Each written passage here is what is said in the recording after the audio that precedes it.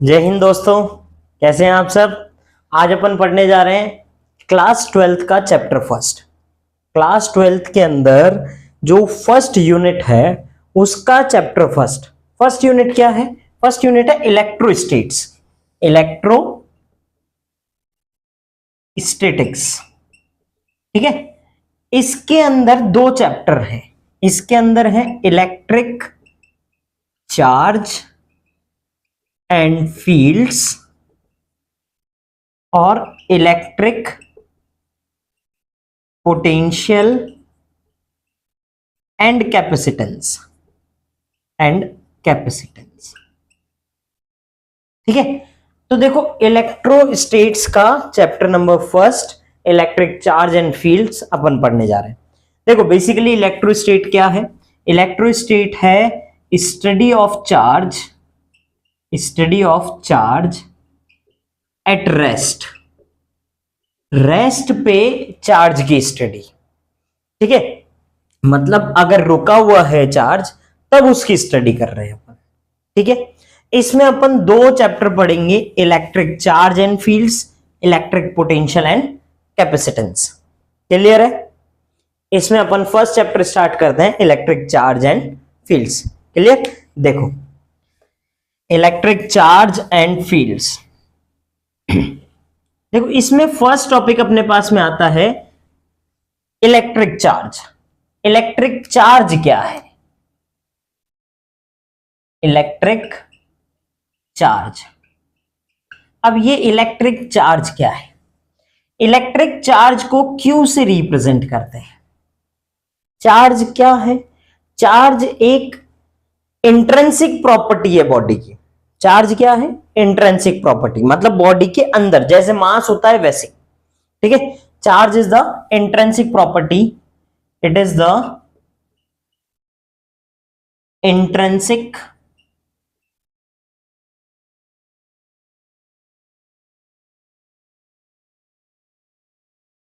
property of a body due to which it shows both कौन से? Electric and magnetic behaviour.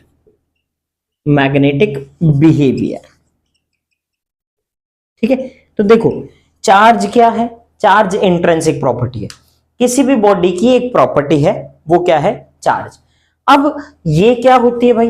ये दोनों चीज शो करती है। कौन कौन सी दोनों चीज? कि भाई इंट्रिंसिक प्रॉपर्टी है और क्या शो कर रही है? Electric and magnetic behaviour. Electric और मैग्नेटिक बिहेवियर शो कर रहा है। ठीक है, चार्ज क्या करता है? इलेक्ट्रिक और मैग्नेटिक बिहेवियर शो करता है। क्लियर है? कैसी क्वांटिटी है? It is a scalar quantity. कैसी क्वांटिटी है? It is a scalar quantity. It is a scalar quantity. ठीक है भाई, स्केलर क्वांटिटी मतलब इसके पास में कोई डायरेक्शन नहीं होती है। फिर देखो it's SI unit is coulomb. इसकी एसआई यूनिट है कूलम, कैपिटल सी से रिप्रेजेंट करते हैं। एसआई यूनिट क्या है? कूलम, कैपिटल सी से रिप्रेजेंट करते हैं। क्लियर है? यहां तक तो समझ में आया। देखो अब आगे देखते हैं, इसकी कुछ प्रॉपर्टीज हैं। Properties of charge,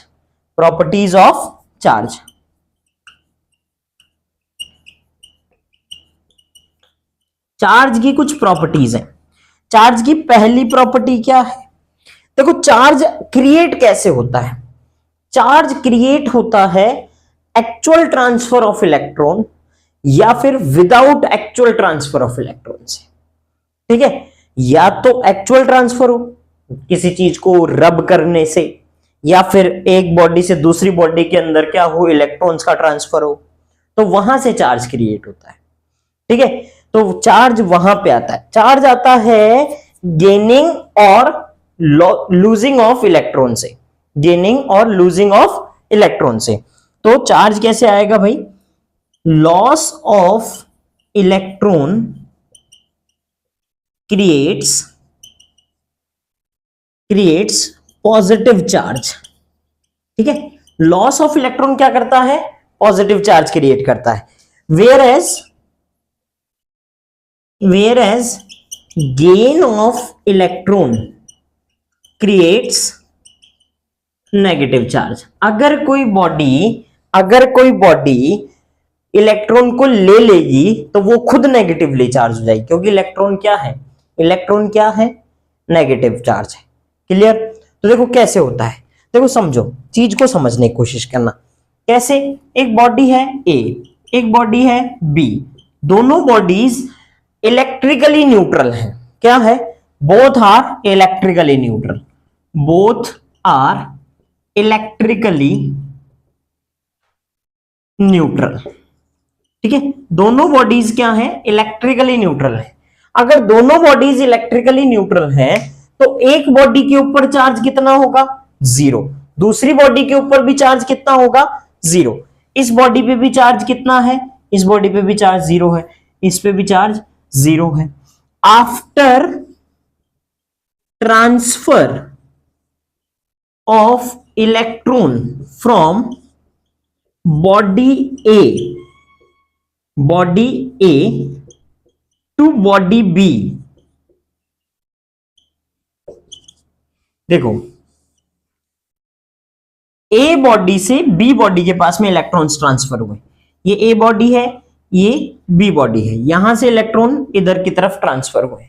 A body से बी बॉडी की तरफ इलेक्ट्रॉन्स ट्रांसफर हुए। क्लियर? तो इस बी बॉडी ने क्या किया? ए ने क्या किया? ए का लॉस ऑफ इलेक्ट्रॉन हुआ, लॉस ऑफ इलेक्ट्रॉन हुआ। तो लॉस ऑफ इलेक्ट्रॉन से क्या होता है? पॉजिटिव चार्ज आ जाता है, पॉजिटिव चार्ज। अब ये पॉजिटिव चार्ज क्यों आया समझाता हूं कि भाई अगर ये न्यूट्रल है तो इसमें प्रोटॉन और इलेक्ट्रॉन इन दोनों के नंबर इक्वल होंगे। ठीक है, जैसे 10 प्रोटॉन है तो 10 ही इलेक्ट्रॉन होंगे। इसमें भी सेम ऐसा ही होगा, प्रोटॉन और इलेक्ट्रॉन दोनों के नंबर इक्वल होंगे। पर देखो यहां पे ट्रांसफर ऑफ इलेक्ट्रॉन हुआ तो इलेक्ट्रॉन यहां से चले गए। तो जैसे अगर इसके पास में 5 इलेक्ट्रॉन बचे और 10 प्रोटॉन है, ठीक है, तो कौन सा चार्ज इंक्रीज हो जाएगा? पॉजिटिवली चार्ज इंक्रीज हो जाएगा। इसके पास में मान लेते हैं पहले इनिशियल के अंदर प्रोटॉन और इलेक्ट्रॉन की संख्या थी 8 इलेक्ट्रॉन थे, तो इसके पास में 8 इलेक्ट्रॉन पहले थे, 5 इलेक्ट्रॉन इसने गेन किए हैं, तो 5 इलेक्ट्रॉन इसने गेन कर लिए, तो 8 ही इसमें प्रोटॉन थे। ठीक है, 5 इलेक्ट्रॉन प्लस 8 इलेक्ट्रॉन कितना हो गया? 13 इलेक्ट्रॉन। मतलब यहां पे नेगेटिव चार्ज इंक्रीज हुआ है, यहां पे पॉजिटिव चार्ज इंक्रीज हुआ है। तो मतलब लॉस ऑफ इलेक्ट्रॉन से positive charge, gain of electron से नेगेटिव चार्ज। मतलब बी बॉडी ने क्या किया है? गेन ऑफ इलेक्ट्रॉन किया है, तो क्या आएगा? Negative charge. ये सारी चीजें तो पता है छोटी क्लासों में, सर क्यों नहीं बता रहे हो? पता है, समझ रहे हैं। ठीक है, छोटी छोटी चीजें आनी चाहिए, बेसिक्स नहीं आएंगे तो फिर दिक्कत हो जाएगी। क्लियर है? तो देखो इसको फटाफट लिखना है तो लिख लो, नहीं तो वैसे नोट्स टेलीग्राम चैनल पे प्रोवाइड है, ठीक है, वहां से डाउनलोड कर लेना। ओके, मिटा दे, ठीक है।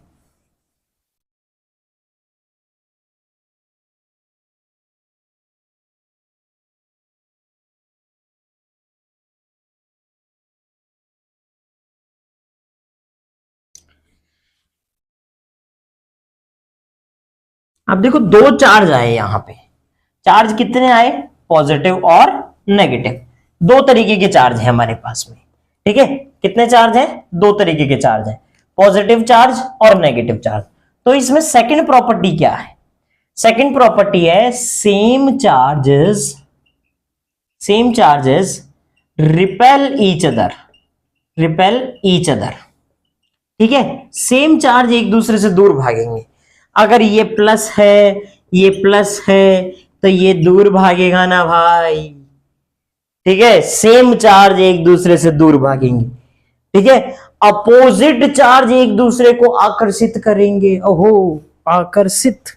देखो सेम चार्ज क्या, जैसे माइनस है तो ये भी माइनस है, तो ये इधर भागेगा और ये इधर भागेगा। ठीक है, opposite charges attract each other. ठीक है, अपोजिट चार्ज एक दूसरे को अट्रैक्ट करेंगे, मतलब ये पॉजिटिव और ये नेगेटिव, तो ये इसको देख के इधर भागेगा भाई, लड़का लड़की को देख के भागेगा, लड़का लड़के को देख के नहीं भागेगा, लड़का लड़के की तरफ नहीं जाएगा। ठीक है, क्लियर है? देखो चीजें थोड़ी सी ऐसे समझने की कोशिश करो कि यहां पे देखो सेम है, सेम नेचर के दो आदमी अगर एक साथ बिठा दोगे तो उनमें लड़ाई होगी होगी। ठीक है, अपोजिट नेचर के एक साथ में बिठा दोगे, एक ज्यादा भयंकर उस एग्रेसिव है और एक काम है, तो भाई दोनों एक साथ रह सकते हैं, कोई दिक्कत नहीं। दोनों ही एग्रेसिव हैं तो दोनों एक दूसरे को मार देंगे। ठीक है, आगे बात समझ में? तो सेम तो क्या करेंगे, रिपेल करेंगे, अपोजिट क्या करेंगे, अट्रैक्ट करेंगे। क्लियर है ना? ओके, ठीक है, आगे देखते हैं। फिर देखो चार्ज क्या होता है, चार्ज ट्रांसफरेबल होता है। चार्ज इज ट्रांसफरेबल क्वांटिटी, एक बॉडी से दूसरी बॉडी के अंदर चार्ज इजीली ट्रांसफर हो सकता है। चार्ज कैसी क्वांटिटी है? Third, charge is transferable quantity. ठीक है, चार्ज ट्रांसफरेबल क्वांटिटी है, मतलब ये ट्रांसफर हो सकता है ना? It can transfer from one body to another body. ठीक है भाई, ये भी समझ में आ गया। एक बॉडी से दूसरी बॉडी में चार्ज जाएगा, क्लियर है? एक बॉडी से दूसरी बॉडी में चार्ज जाएगा, आ रहा है समझ में? ठीक है, फिर देखो फोर्थ मेन इंपॉर्टेंट प्रॉपर्टी है बेटा, अच्छे से समझना। फोर्थ क्या है? Quantisation of charge. Quantisation of charge, according to this property क्या बोला जाता है? Charge is the integral multiple of electronic charge. Charge क्या है? इंटीग्रल मल्टीपल है, किसका? इलेक्ट्रॉनिक चार्ज का। मतलब Q जो है वो प्लस माइनस एन ई है। ठीक है, प्लस माइनस की बाद में बात करते हैं। एन इंटू ई है, वेयर एन क्या है? एन इंटीजर है। एन क्या है? N integer. ई क्या है? Charge on electron. Charge on electron, electron पे कितना चार्ज है? ई क्या है? Charge on electron. एन क्या है? इंटीजर। एन क्या है? इंटीजर। एन को और क्या बोल सकते हैं? एन को और बोलते हैं number of electrons. Number of electrons. Sir charge on electron कितना होता है? इलेक्ट्रॉन पे भी तो चार्ज होता होगा। अरे होता ही नहीं होता? होता है। कितना होता है? कितना होता है? -1.6 इंटू 10⁻⁻19 कूलम। ऐसा यूनिट क्या है इसकी? कूलम। तो -1.6 इंटू 10⁻⁻19 कूलम। और यही चार्ज प्रोटॉन पे, चार्ज ऑन प्रोटॉन के ऊपर सेम चार्ज होता है, बस प्लस में होता है। 1.6 इंटू 10⁻⁻19 कूलम। क्लियर है? बस प्लस में होता है। क्लियर है? आ रहा है समझ में? चमका? ठीक है, देखो अब देखो आगे चीजें अच्छे से देखना। Q is equals to plus minus N E, अपने पास में एक फॉर्मूला है। यहां से बहुत अच्छे क्वेश्चंस लगते हैं, यहां से अच्छे अच्छे लेवल के क्वेश्चंस लगते हैं। ठीक है, नॉर्मल क्वेश्चन तो चलो ठीक है, 10th क्लास में पढ़ा था Q is equals to N E, वहां पे एक नॉर्मल क्वेश्चन दिया होगा कि भाई नंबर ऑफ इलेक्ट्रॉन निकालो 1 कूलम चार्ज के अंदर, इजीली निकाल लिया होगा। ठीक है, अभी अलग अलग चीजें देंगे, बोलेगा कि 1 कप ऑफ वाटर में कितना चार्ज है वो निकाल के बताओ, बोलेगा कि 3.1 कुछ ऐसे ग्राम के, कुछ ग्राम के अंदर कॉपर दे दिया, कॉपर के अंदर कितना चार्ज है ये निकाल के बताओ। ठीक है, कोई ग्लास रॉड को सिल्क के साथ में रब किया, ग्लास रॉड को सिल्क के साथ में रब किया तो इतने नंबर ऑफ इलेक्ट्रॉन्स ट्रांसफर हो गए, तो उसमें चार्ज कितना आया, ऐसे कुछ। तो चीजें बहुत सी हो सकती हैं यहां पे। ठीक है, तो एक एक करके सारे क्वेश्चंस करते हैं अपन। क्लियर है?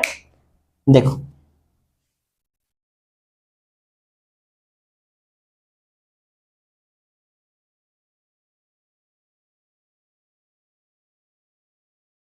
Quantisation of charge. Quantisation of charge से अच्छे अच्छे क्वेश्चंस हैं अपने पास में। अब अच्छे अच्छे कौन कौन से हैं, देखो पहला क्वेश्चन देखते हैं। पहला क्वेश्चन देखते हैं, क्वेश्चन नंबर फर्स्ट। नॉर्मल सा क्वेश्चन है, find the number of electrons present in 1.6 coulomb charge. क्या है question? Find the number of electrons present in 1.6 coulomb charge. ठीक है, क्लियर है? इतने कूलम्ब चार्ज के अंदर कितने नंबर ऑफ इलेक्ट्रॉन होंगे, मतलब आपको क्या गिवन है, क्यू दे दिया 1.6 कूलम्ब, एन निकालना है। ई का पता होता है कि 1.6 इंटू 10⁻⁻19 कूलम्ब होता है। क्लियर है? तो Q is equals to N, Q is equals to N, तो Q is equals to N into e. तो Q कितना है? Q 1.6 है, इज इक्वल्स टू कूलम्ब में है। एन कितना है निकालना है, ई कितना है 1.6 इंटू 10⁻⁻19 कूलम्ब। क्लियर? 1.6 से 1.6 कैंसिल आउट, कूलम्ब से कूलम्ब कैंसिल आउट, तो क्या आएगा n into 10⁻⁻19 is equals to 1। n is equals to 1 upon 10⁻⁻19। n तो नंबर है ना, नंबर की कोई यूनिट होगी नहीं होगी, तो 10⁻⁻19 ऊपर जाएगा तो 10⁻+19। इतने नंबर ऑफ इलेक्ट्रॉन्स होंगे। क्लियर? सिंपल सा क्वेश्चन। क्वेश्चन नंबर सेकंड देखो।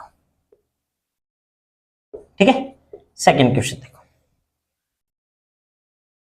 इफ ग्लास रॉड इज रब with silk cloth, glass rod को सिल्क क्लोथ के साथ में रब किया है। ग्लास रॉड के ऊपर जो चार्ज आता है ना बेटा, वो पॉजिटिव आता है, याद रखना, है ना। सिल्क क्लोथ के ऊपर जो चार्ज आता है वो नेगेटिव आता है। क्लियर है? और भी बहुत सारी चीजें हैं, कैट के फर के ऊपर चार्ज पॉजिटिव आता है। ठीक है, तो ये सारी चीजें याद रखना। वुलन क्लोथ्स के ऊपर पॉजिटिव आता है। तो इधर देखो, हालांकि मैंने नोट्स में सारी चीजें लिख दी है, वहां पे जाके देख लेना तुम, पर अभी थोड़ा सा इतना सा याद रखो कि ग्लास रॉड पे कितना चार्ज है पॉजिटिव, और सिल्क पे कितना चार्ज है नेगेटिव। अगर हमने इन दोनों को रब किया, then transfer of electrons takes place and creates plus 19.2 into 10⁻⁻19 coulomb charge on glass rod. ठीक है, आ रहा है समझ में? क्या किया, ग्लास रॉड को सिल्क क्लोथ के साथ में रब किया, तो ट्रांसफर ऑफ इलेक्ट्रॉन हुआ। कहां से ट्रांसफर होगा? ग्लास रॉड से सिल्क के पास जाएगा, तभी तो ग्लास रॉड पॉजिटिवली चार्ज होगा। ठीक है, तो कितना आया, और उसने क्या करा, and creates positive 19.2 into 10⁻⁻19 coulomb on charge on glass rod. Glass rod पे इतना चार्ज आ गया। पूछ क्या रहा है? Find number of electrons transferred. ठीक है, कितने इलेक्ट्रॉन्स ट्रांसफर्ड हुए? क्लियर है? सेकेंड, फाइंड द चार्ज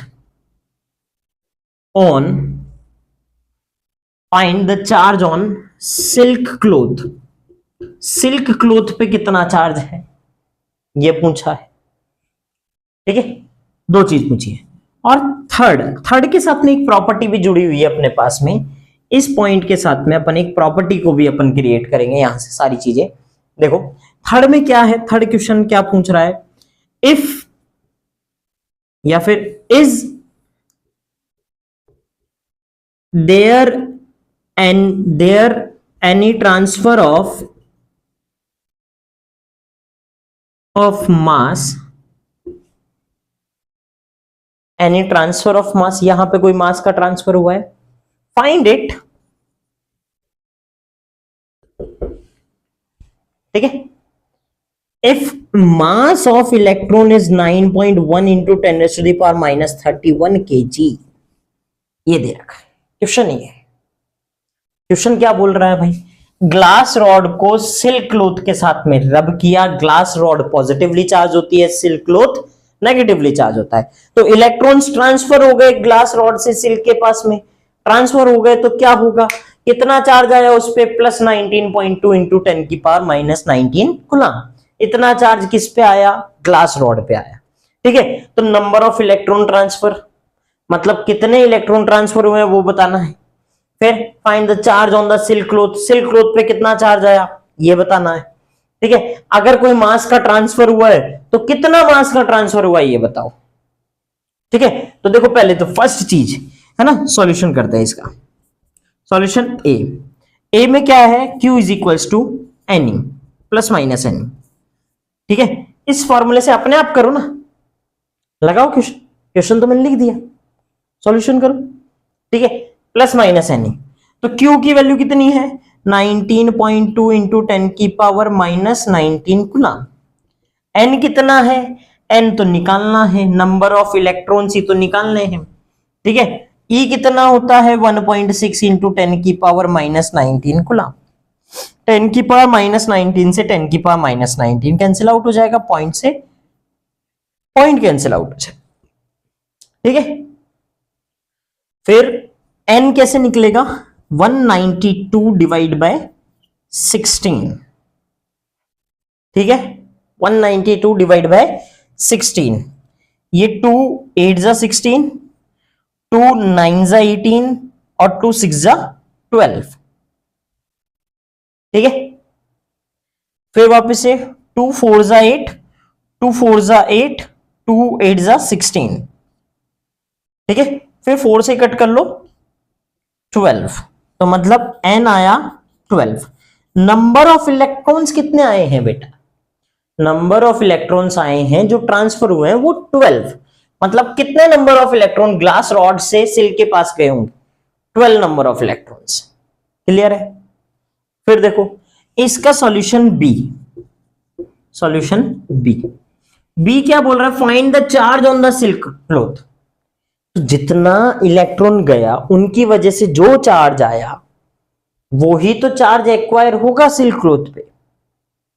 तो मतलब अगर इस पे पॉजिटिव प्लस का 19.2 इंटू 10⁻⁻19 कूलम है, तो सिल्क क्लॉथ पे माइनस का 19.2 इंटू 10⁻⁻19 कूलम होगा।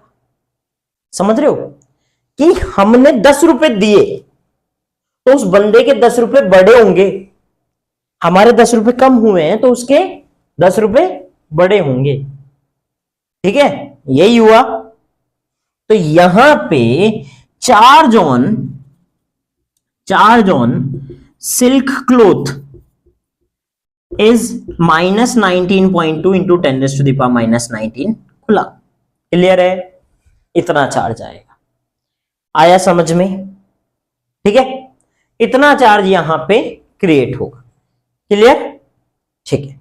थर्ड क्वेश्चन है, is there any transfer of mass. तो एक प्रॉपर्टी अच्छे से याद रखना, हालांकि मैं अभी लिखवा देता हूं, इस क्वेश्चन के जस्ट बाद में एक प्रॉपर्टी लिखवा देता हूं कि हमेशा जो चार्ज है वो हमेशा मास के साथ एसोसिएट होगा, मतलब किसी बॉडी के ऊपर चार्ज है तो उसके पास में मास भी होगा, किसी बॉडी के पास में मास है तो ये जरूरी नहीं है कि चार्ज होगा। Charge is always associate with mass, but mass does not associate with charge. किसी बॉडी के ऊपर चार्ज है तो आया ट्रांसफर होके इलेक्ट्रॉन्स के थ्रू, तो उसका मास इंक्रीज हुआ होगा या डिक्रीज हुआ होगा, ठीक है। तो ये जरूरी नहीं है कि किसी बॉडी ने मास गेन किया है या मास लूज किया है तो उसके पास में उस टाइम पे चार्ज भी रहा हो, ये जरूरी नहीं। Charge is always associate with mass, but mass can be और कैन नाइदर बी, ठीक है, हो भी सकता है मे और मे नॉट बी वाली कंडीशन है ना, हो भी सकता है पर नहीं भी हो सकता। कई बार कई कंडीशंस में वो फ्रिक्शन हो जाता है, कई बार उस टाइम पे चार्ज आ जाता है, अदरवाइज नहीं आएगा। क्लियर है? तो यहां पे अगर चार्ज ट्रांसफर हो रहा है, ट्रांसफर ऑफ मास भी होगा, ट्रांसफर ऑफ मास भी होगा। अब mass of one electron, mass of one electron आपको पता है 9.1 इंटू 10 की पावर -31 केजी गिवन है क्वेश्चन में। तो कितने नंबर ऑफ इलेक्ट्रॉन्स आए हैं? 12 नंबर ऑफ इलेक्ट्रॉन्स आए हैं। तो मास ऑफ 12 इलेक्ट्रॉन कितना होगा? 12 से मल्टीप्लाई कर दो भाई, है ना। तो मास ऑफ 12 इलेक्ट्रॉन, तो 12 इंटू 9.1 इंटू 10 की पावर -31 केजी। ठीक है, क्लियर? 12 वन जा 12, 12 नाइन जा 108, 108 प्लस 1 109 पॉइंट इंटू 10 की पावर -31 केजी। इतना मास ट्रांसफर हुआ होगा, इतना मास ट्रांसफर हुआ होगा। बताओ ये बड़ा आ रहा है छोटा आ रहा है? बेटा 10 की पावर -31 है तो मास छोटा होगा, टेंड्स टू 0 होगा, नेग्लिजिबल होगा। मतलब कोई ट्रांसफर हो रहे हैं इतने इलेक्ट्रॉन, 12 इलेक्ट्रॉन ट्रांसफर हुए, उसका मास अगर निकालने जाऊंगा जिंदगी में नहीं निकाल सकता ना बाबा, नहीं निकलेगा, कभी भी नहीं निकलेगा। ठीक है, तो ये चीज याद रखना कि मास तो ट्रांसफर होता है पर बहुत कम होता है, इसलिए हम नेग्लेक्ट कर देते हैं। क्लियर है? ठीक है, आई बात समझ में? ठीक है, करो इसको फटाफट, कर लो, उतार लो, देख लो, उतार लो फटाफट। नहीं उतारना तो नोट्स में है ही। हालांकि देखो मेन चीज क्या होती है, आप साथ के साथ पेन कॉपी लेके बैठो, साथ के साथ अपने नोट्स बनाओ। कुछ नहीं होगा मेरे हैंड रिटन नोट से, कुछ भी नहीं होगा। ठीक है, जब तक आप खुद से नहीं बनाओगे तब तक कुछ नहीं होगा बेटा, पढ़ना खुद से पड़ेगा। ठीक है, आगे देखो।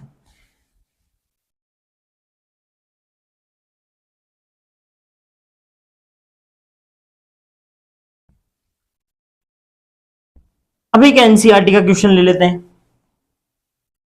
ठीक है, फिर उसके बाद में एक और क्वेश्चन। एनसीईआरटी का क्वेश्चन क्या है? एनसीईआरटी में एक क्वेश्चन दे रखा है कि भाई कितना पॉजिटिव और कितना नेगेटिव चार्ज होगा, कितना पॉजिटिव चार्ज और कितना नेगेटिव चार्ज प्रेजेंट होगा किसके अंदर? इन अ कप ऑफ वाटर। ओहो, how much positive and negative charge present in a cup of water? How much positive and negative charge present in a cup of water, in a cup of water। देखो भाई, ज्यादा भी हो सकता है, कम भी हो सकता है, कितना होगा ये पता नहीं है, कितना होगा ये पता नहीं, यही तो पता लगाना है। ठीक है, तो पहली चीज तो अगर मैं चार्ज निकालता हूं तो n इंटू ई करता हूं, यही करता हूं जो अभी तक सीखा। n इंटू ई करने के लिए n मेरे को पता होना चाहिए जो कि नहीं है। ठीक है, अब मेरे को कुछ भी नहीं दे रखा है, क्वेश्चन में कुछ भी नहीं दे रखा है। एनसीईआरटी ने इसके अंदर क्या कंसीडरेशन करी है वो भी याद रखो। एनसीईआरटी कंसीडरेशन क्या करता है, हालांकि अपन दूसरे तरीके से भी कर सकते हैं। एनसीईआरटी कंसीडरेशन करता है कि एक cup of water generally 250 gram of water contain करता होगा। एनसीईआरटी की कंसीडरेशन है ये। है ना, उसने सिर्फ माना है, एज्यूम किया है कि जनरली एक कप ऑफ वाटर कितना कंटेन करता होगा, 250 ग्राम। अब ये जरूरी नहीं है हमेशा अपन 250 ग्राम से ही करें, कोई जरूरी नहीं, अपन अपने हिसाब से भी कर सकते हैं, कोई प्रॉब्लम नहीं। ठीक है, दोनों ही तरीके से करके बताऊंगा, एक मेरे हिसाब से, एक एनसीईआरटी में जिस तरीके से बोला है भाई 250 ग्राम ऑफ वाटर जो दे दिया वैसे। तो देखो, एक अपने हिसाब से, एक हमारे हिसाब से। पहले एक बार इधर देख लो, यहां पे भी अपन को क्या ही फाइंड आउट करना होगा, यहां पे भी अपन को number of electron he find out करने होंगे। तो हम कंसीडरेशन में क्या लेते हैं, let us consider a cup of water contains 250 gram of water. ठीक है भाई, इतना पानी होगा एक कप ऑफ वाटर में। अपन कंसिडरेशन कुछ अलग कर लेते हैं, भाई, दोनों ही चीजें एक साथ करवा रहा हूं, ध्यान रखना। Let us consider 18 gram of water present in a cup। हमने सिर्फ क्या माना, कि कप के अंदर कितना है, 18 ग्राम ही है। इधर मान रहे एनसीईआरटी के हिसाब से 250 ग्राम। अब देखो, मैं एक पहले इसको मेरे वाले को सॉल्व करता हूं, देखो, ठीक है, फिर देखते हैं। 18 ग्राम क्या होगा हमारा, गिवन मास। ये क्या होगा अब हमारा, गिवन मास होगा 18 ग्राम। ठीक है भाई, तो क्या मैं, देखो एक चीज सिखाता हूं, मोल कंसेप्ट तुम्हें आना चाहिए, और वैसे भी आता होगा। गिवन मास अपॉन मोलर मास, ठीक है, यही होता है। और क्या होता है, number of atoms upon Avogadro number, यही होता है ना, ठीक है। तो नंबर ऑफ मोल्स मैं निकाल सकता हूं, क्योंकि मेरे को वाटर के बारे में पता है कि वाटर का जो फॉर्मूला होता है वो H2O होता है, H2O होता है। इस वाटर का मोलर मास जो है वो कैसे निकालते हैं, देखो 2 मॉलिक्यूल्स हैं हाइड्रोजन के, इसका मोलर मास 1 होता है, प्लस 1 मॉलिक्यूल है ऑक्सीजन का, इसका मोलर मास 16 होता है, तो 18 म्यू हो जाएगा, AMU। ठीक है, तो ये मोलर मास है, क्लियर। अच्छा, इसमें नंबर ऑफ इलेक्ट्रॉन्स कितने हैं, number of electrons present in 1 atom of H2O। H2O के एक एटम में कितने नंबर ऑफ इलेक्ट्रॉन्स है वो देख लेते हैं। कि हाइड्रोजन में 1 इलेक्ट्रॉन होता है तो कितने इलेक्ट्रॉन होंगे, 2 इलेक्ट्रॉन हो जाएंगे, 2 हाइड्रोजन है। ऑक्सीजन में 8 इलेक्ट्रॉन होते हैं तो पूरे कितने हो जाएंगे, 10 इलेक्ट्रॉन। दिख तो रहा है क्या, दिख रहा है, ठीक है। तो देखो भाई, number of electrons in H2O कितना होगा, 10 इलेक्ट्रॉन। ठीक है, अब आ जाओ, हमको नंबर ऑफ इलेक्ट्रॉन्स निकाल। पहले तो हम कितने एटम से ये निकाले ना भाई, जैसे देखो पानी के कप में कितने एटम्स हैं ये तो पता ही नहीं है हमें, H2O बहुत सारे H2O हैं, तो ये पता होना चाहिए कितने एटम्स हैं। तो देखो यहां से सीधा हो जाएगा, गिवन मास कितना है भाई, 18 ग्राम, डिवाइड बाय मोलर मास कितना है, 18, मोलर मास भी 18 होता है। चलो, नंबर ऑफ एटम्स कितने हैं, नंबर ऑफ एटम्स तो निकालने हैं, अपॉन एवोगैड्रो नंबर कितना होता है, 0.623 इंटू 10⁻23, यही होता है। ठीक है, तो 1 से मल्टीप्लाई यहां पे तो ये क्या हो जाएगा 1 हो जाएगा, कैंसिल आउट होके 1, इसको क्रॉस मल्टीप्लाई कर देंगे 1 से तो नंबर ऑफ एटम्स आ जाएंगे, नंबर ऑफ एटम्स आ जाएंगे। कितना आ गया 6.023 इंटू 10 की पावर 23। ठीक है, ये इतने नंबर ऑफ एटम्स आ गए एवोगैड्रो नंबर्स। अब देखो नंबर ऑफ एटम्स आए, नंबर ऑफ एटम्स, एक एटम में कितने नंबर ऑफ इलेक्ट्रॉन्स हैं 10, तो इतने एटम्स में कितने होंगे 10 से और मल्टीप्लाई कर देते, तो नंबर ऑफ इलेक्ट्रॉन्स कितना आएगा 6.023 इंटू 10 की पावर 23 इंटू 10 की पावर 24 हो जाएगा। ठीक है, तो n की वैल्यू कितनी हो जाएगी 6.023 इंटू 10 की पावर 24। n निकल गया, q is equal to N E तो करना है, q is equal to N into ई।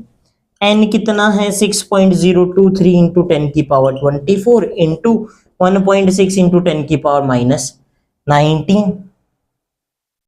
ठीक है, 1.6 इंटू 10 की पावर -19। क्लियर है? फिर देखो पावर्स ऐड कर लो, 10 की पावर 24 में से 19 गया तो 10 की पावर 5। ठीक है, तो ये कितना हो जाएगा Q is equals to 6.023 into 1.6 into 10 की पावर 5। यहां तक तो क्लियर है? ठीक है, क्लियर है ना, पक्की बात? ठीक है, अब इसको मल्टीप्लाई कर लो। देखो पॉइंट हटा लेते हैं, एक बार यहां से पॉइंट हटाया तो नीचे 10 आया, यहां से पॉइंट हटाया तो नीचे 1000 आया। दिख रहा है ना, पक्की बात? हाँ पक्की बात। ठीक है, तो यहां से 10 की पावर 4, तो ये 10 की पावर 4 से ये कटा तो यहां 10 की पावर 1। क्लियर? तो एक 10 बचेगा इधर, यहां पे 16 को 603 इधर कर दूं? नहीं इधर नहीं, इधर तो अपन दूसरी तरीके से करेंगे, इधर ही कर लेते हैं। n is equals to 6023 into 16 into 10, यही है। क्लियर है? देखो 10 से मल्टीप्लाई करेंगे तो लास्ट में 0 आना ही आना है। ठीक है, 16 3 जा 48, ठीक है 4, 16 2 जा 32, ठीक है 32 और 4 36, 16 4 जा सॉरी 16 6 जा 96, तो ये 96 आ गया। तो ये नंबर ऑफ इलेक्ट्रॉन्स थोड़ी है, चार्ज आया है, क्यू आया है सर, क्यू आया है, क्या आया है, क्यू आया है, ये क्यू आ गया। अब आपने वैल्यूज सारी पॉजिटिव नहीं है तो ये पॉजिटिव चार्ज आया है। ठीक है, इतना कूलाम पॉजिटिव चार्ज होगा, इतना कूलाम पॉजिटिव चार्ज होगा। क्लियर है? अब यहां पे भी सेम चीज करनी है, यहां पे भी सेम चीज करनी। Number of moles given mass upon molar mass is equals to number of atoms divide by Avogadro number. ठीक है, गिवन मास 250 ग्राम लिया है, डिवाइड बाय 18 इंटू 6.023 इंटू 10 की पावर, ये एवोगैड्रो नंबर को क्रॉस मल्टीप्लाई कर दिया मैंने 23 is equal to number of atoms आ गया। ठीक है, नंबर ऑफ एटम्स आ गए।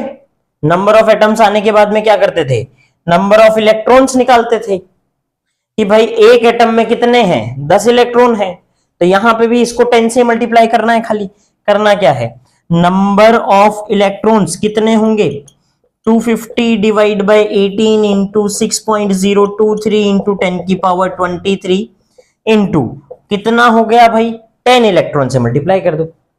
एक एटम के पास में कितने 10 इलेक्ट्रॉन, तो इतने एटम के पास में कितने होंगे 10 से मल्टीप्लाई कर दो, तो Q is equal to N ही होता है।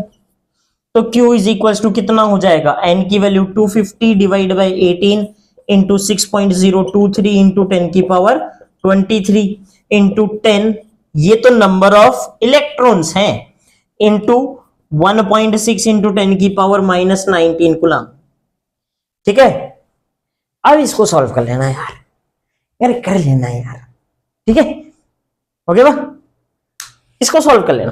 देखो कुछ भी नहीं है, आप चाहें तो 250 ले सकते हैं, आप चाहें तो 350 ले सकते हैं, आप चाहें तो 18 ग्राम ले सकते हैं, कोई भी फर्क नहीं पड़ रहा, क्योंकि स्पेसिफाई नहीं किया है क्वेश्चन में बोला है कि कितना पॉजिटिव और कितना नेगेटिव होगा। एक बार पॉजिटिव निकल गया तो उसके जस्ट अपोजिट वाला माइनस लगा देना, बस उतना ही नेगेटिव होगा, है ना, क्योंकि इलेक्ट्रिकली न्यूट्रल है। क्या है? वाटर इलेक्ट्रिकली न्यूट्रल है, तो इलेक्ट्रिकली न्यूट्रल जितना पॉजिटिव होगा उतना ही नेगेटिव होगा। क्लियर? पक्की बात? आ गया समझ में? मिटा दें? ठीक है, देखो चलो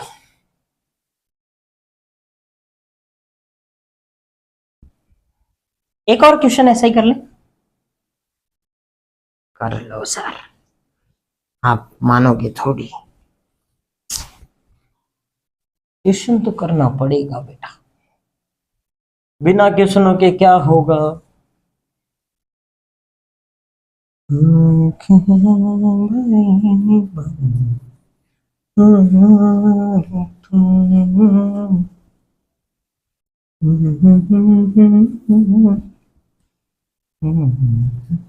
देखो एक क्वेश्चन और करते हैं। क्या है क्वेश्चन? क्वेश्चन है find the positive charge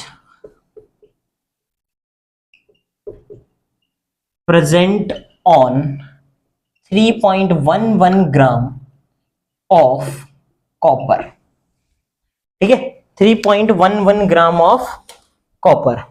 copper के 3.11 ग्राम के ऊपर कितना चार्ज है, कितना पॉजिटिव चार्ज है, ये निकालना है। तो देखो वो ये अपने पास में Q is equals to N into e, यही एक मेन है अपने पास में, Q is equals to N। Main चीज है नंबर ऑफ इलेक्ट्रॉन्स। तो अपन को पता है मोल्स जो होते हैं वो क्या होता है, given mass upon molar mass.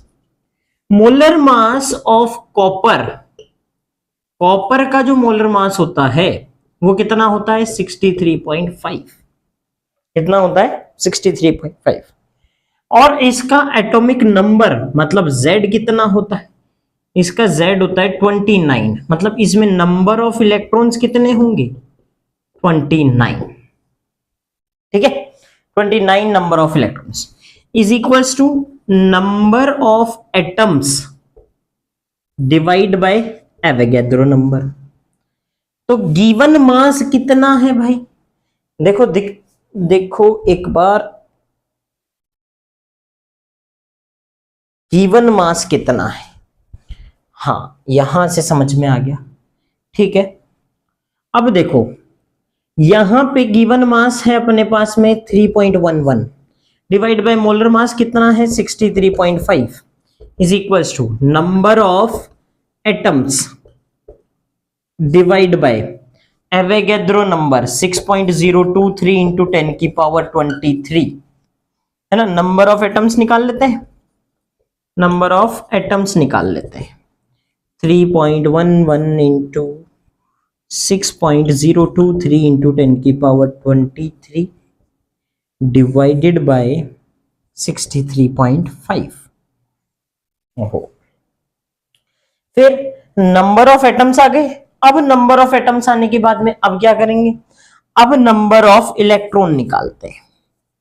Number of electron भाई, एक एटम के अंदर, कॉपर के एक एटम में 29 इलेक्ट्रॉन्स प्रेजेंट है, तो इतने एटम्स में कितने इलेक्ट्रॉन प्रेजेंट होंगे, इसको 29 से मल्टीप्लाई कर दो। 3.11 इंटू 6.023 इंटू 10 की पावर 23 डिवाइड बाय 63.5 इंटू 29। तीन नंबर ऑफ इलेक्ट्रॉन्स आ गए। नंबर ऑफ इलेक्ट्रॉन्स आ गए तो चार्ज भी आ जाएगा, Q is equal to N into E. Q is equal to N कितना है, 3.11 इंटू 6.023 इंटू 10 की पावर 23 डिवाइड बाय 63.5 इंटू 29। इतने तो नंबर ऑफ इलेक्ट्रॉन्स हैं, इंटू 1.6 इंटू 10 की पावर -19 कूलम। इतना इस पे क्या आएगा, चार्ज आएगा। क्लियर है? आप सिर्फ इसको मल्टीप्लाई और डिवाइड कर लीजिएगा, चार्ज आपका परफेक्ट आएगा। क्लियर है? आगे बात समझ में? कुछ भी नहीं, यहां पे मेन कंसेप्ट क्या है? मेन कंसेप्ट है नंबर ऑफ एटम्स और number of electrons find out करना। कोई मॉलिक्यूल दे रखा हो या फिर कोई आपको एटम दे रखा हो, सिंगल एटम, भाई यहां पे कॉपर दे रखा है, पिछले में मॉलिक्यूल दिया था H2O, तो H2O को अपन कैसे कर रहे थे, वहां पे H2O का एक मॉलिक्यूल लेके उसमें नंबर ऑफ इलेक्ट्रॉन्स निकाले थे। यहां पे कॉपर के अंदर नंबर ऑफ इलेक्ट्रॉन्स निकाल रहे हैं। एक कॉपर के एटम में 29 इलेक्ट्रॉन, तो नंबर ऑफ एटम्स निकाले और फिर उसको 29 से मल्टीप्लाई किया तो नंबर ऑफ इलेक्ट्रॉन्स मिल गए। नंबर ऑफ इलेक्ट्रॉन्स मिल गए तो उसको चार्ज ऑन इलेक्ट्रॉन से मल्टीप्लाई किया तो चार्ज आ गया हमारे पास में। अब ये प्लस है तो पॉजिटिव चार्ज और ये माइनस है तो नेगेटिव चार्ज। क्लियर? प्लस है तो पॉजिटिव और माइनस है तो नेगेटिव। आ रहा है समझ में? पक्की बात? ठीक है, तो देखो ये क्वांटाइजेशन, ये प्रॉपर्टी खत्म होती है, क्वांटाइजेशन यहां पे खत्म होता है। इसकी नेक्स्ट प्रॉपर्टी देखते हैं, कंजर्वेशन ऑफ चार्ज।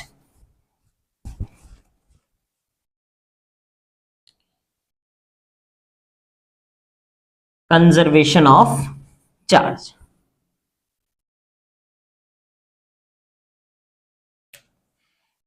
थर्ड या फोर्थ जो भी है देख लेना एक बार कौन सी प्रॉपर्टी है। फोर्थ लिख देते हैं अपन, कंजर्वेशन ऑफ चार्ज, चार्ज का कंजर्वेशन। तो भाई समझना, किसी आइसोलेटेड सिस्टम के अंदर, बंद सिस्टम के अंदर चार्ज हमेशा क्या रहता है? कंजर्व्ड रहता है। ठीक है, charge neither be created nor be destroyed, it can transfer from one body to another body. एक बॉडी से दूसरी बॉडी में ट्रांसफर तो हो जाएगा, but charge of an isolated system is always constant, is always conserved. ठीक है, तो charge can neither be created nor be destroyed, it can transfer from one body to another body, but charge of an isolated system is always constant और conserved.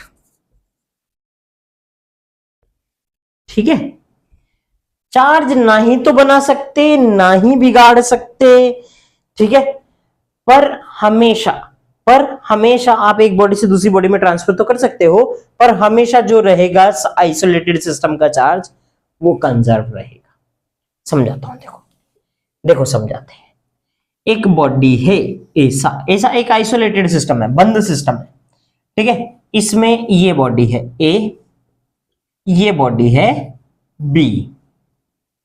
ए पे charge है 10 coulomb, B पे charge है 5 coulomb. किसका? Minus का। ठीक है, दोनों बॉडीज को कनेक्शन किया हमने, दोनों बॉडीज का क्या किया हमने? कनेक्शन किया। ठीक है, वायर से। ठीक है, connecting both the bodies with wire, with conducting wire. ठीक है भाई, कनेक्ट कर दिया। ये ए बॉडी है और ये बी बॉडी है। चार्ज ट्रांसफर होगा, चार्ज ट्रांसफर हुआ और कनेक्शन को रिमूव करके हमने इन दोनों को सेपरेट किया, तो हमें क्या देखने को मिला? ए बॉडी के ऊपर और बी बॉडी के ऊपर दोनों बॉडीज कैसी हैं? आइडेंटिकल बॉडीज हैं, आइडेंटिकल बॉडीज है, मतलब दोनों की शेप, साइज और मटेरियल तीनों सेम। ठीक है। तो यहां पे क्या होगा, जब सेपरेट किया, आफ्टर सेपरेशन, ये क्या है, आफ्टर सेपरेशन, ठीक है। सेपरेशन के बाद में यहां पे 2.5 कूलम, यहां पे भी 2.5 कूलम, ठीक है। ऐसा होगा? ऐसा नहीं होगा। देखो थोड़ा सा चेंज कर लेते हैं, यहां पे अपन कर लेते हैं इसको 4 कूलम, ठीक है। तो यहां पे अपने पास में 3 कूलम और यहां पे भी अपने पास में 3 कूलम, ठीक है। माय मिस्टेक, समझाता हूं क्या मिस्टेक हुई ये भी समझाता। देखो अपने यहां पे क्या किया था, अपने यहां पे 10 लिया, यहां पे 5 लिया, तो टोटल कितना चार्ज हो रहा है, total initial charge Q initial कितना हो रहा था, 5 कूलम पहले, अभी कितना हो रहा है, 6 कूलम। देखो दोनों को प्लस करो, 10 कूलम प्लस माइनस का 4 कूलम, तो 6 कूलम ही आएगा, ठीक है। कनेक्शन करने के बाद में ऐसा कुछ दिखा कि भाई दोनों हाफ हाफ चार्जेस डिवाइड हो गए हैं, अभी भी फाइनल चार्ज क्या है, 6 कूलम ही, तो चार्ज तो कंजर्व है, चार्ज तो कंजर्व है। अच्छा अपन ने 5 कूलम लिया तो सर प्रॉब्लम क्या हुई, यहां पे 5 लिया तो यहां पे क्या हुआ, हाफ हाफ चार्ज आ रहा है, 2.5 और charge is the integral multiple, charge is the integral multiple, मतलब 2.5 तो नहीं हो सकता, इंटीजर है भाई, 2.5 नहीं हो, ठीक है, इंटीजर वैल्यू होगी, डेसिमल वैल्यू नहीं हो। क्लियर है, आ गया समझ में, इसको बोलते हैं कंजर्वेशन ऑफ चार्ज। क्लियर, उतार लो, ठीक है, मिटा दे, ठीक है, ये कंजर्वेशन ऑफ चार्ज हो गया। एक और प्रॉपर्टी होती है, चार्ज हमेशा, मैंने बता ही दिया वैसे, चार्ज हमेशा क्या होता है, मास के साथ में एसोसिएट होता है, पर मास जरूरी नहीं है हमेशा चार्ज के साथ में एसोसिएट। चार्ज के पास में हमेशा मास होता है, पर मास के पास में हमेशा चार्ज हो ये जरूरी नहीं, ठीक है। फिर देखो invariance of charge, invariance of charge, भाई charge does not depend on frame of reference. Frame of reference, भाई आप इस फ्रेम से दूसरे फ्रेम के अंदर चार्ज को देख रहे हो तो उसमें कोई चेंज आ गया हो, नहीं, ऐसा नहीं होता। या फिर कोई बॉडी चल रही हो, पहले 2 कूलम चार्ज था, वो चल रही है, तेज स्पीड से चल रही है, तो भी उसके अंदर चार्ज बढ़ गया या कम हो गया, ऐसा भी नहीं होगा। Charge does not depend on velocity और स्पीड ऑफ अ बॉडी, ठीक है, उस पर डिपेंड नहीं करेगा। क्लियर है, इनवेरियंस ऑफ चार्ज का मीनिंग ही ये है, चार्ज वेलोसिटी और स्पीड पे डिपेंड नहीं करेगा। क्लियर, ठीक है। देखो इधर इनवेरियंस ऑफ चार्ज क्या है, charge does not depend on, किस पे नहीं कर रहा, किस पे नहीं कर रहा, on frame of reference, frame of reference, ठीक है।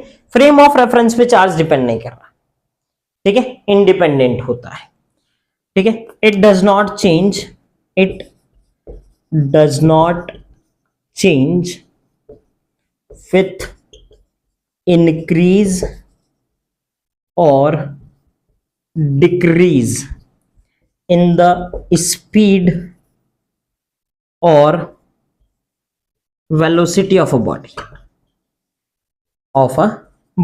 किसी बॉडी की स्पीड और वेलोसिटी को चेंज करने से ये ना ही तो कभी बढ़ता है ना ही कभी कम होता है, ठीक है। क्लियर है, चार्ज इनवेरियंस, ठीक है, चार्ज का इनवेरियंस।